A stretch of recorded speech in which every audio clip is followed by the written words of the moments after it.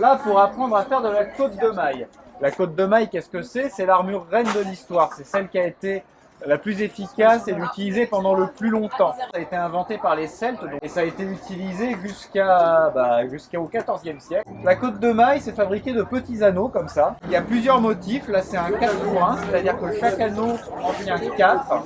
Et nous avons aussi du 6 pour 1, chaque anneau qui en tient 6, pour faire de la côte de maille.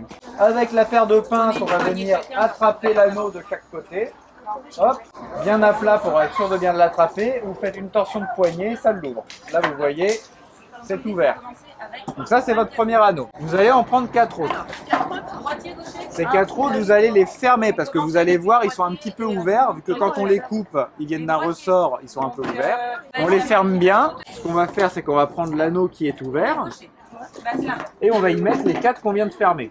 Ça va vous faire votre anneau qui en tient 4. Donc ça, c'est votre motif de base.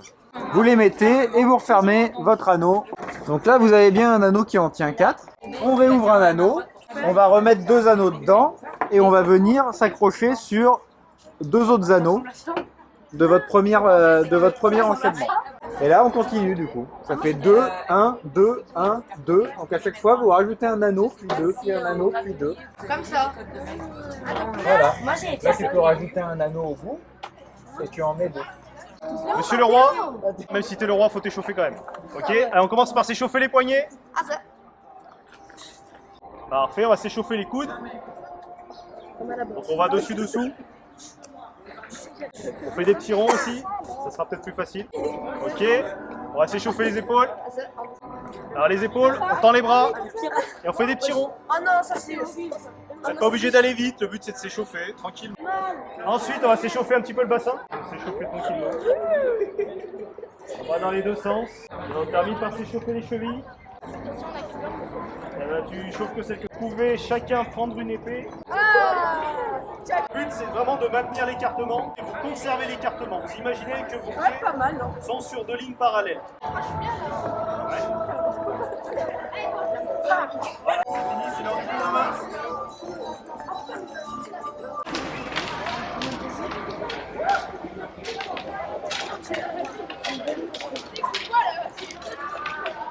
Regardez maintenant rapidement les boucliers.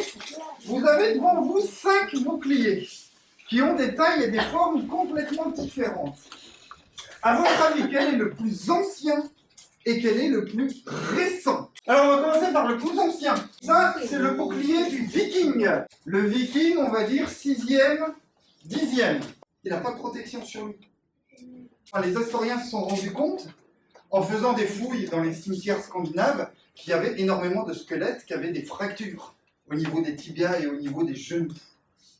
Donc ce bouclier viking protégeait très bien le haut du corps, mais pas le bas. Tous les Normands ont ce bouclier. Donc il est beaucoup plus petit en diamètre que le bouclier viking. Parce que les Normands, ils ont gambison, côte de maille. Donc mon corps est protégé. Donc j'ai pas besoin d'un bouclier aussi grand. Et au fil des siècles, plus les protections corporelles vont se développer et s'améliorer, plus les boucliers vont devenir petits. 11e, 12e, 13e, 15e. Au 15e, mon corps entier est recouvert d'une armure. Je peux encaisser les coups. Le bouclier, l'écu, ne me sert qu'à dévier. Il ne sert pas à me protéger, contrairement à celui-là. Il va me servir juste à dévier les coups.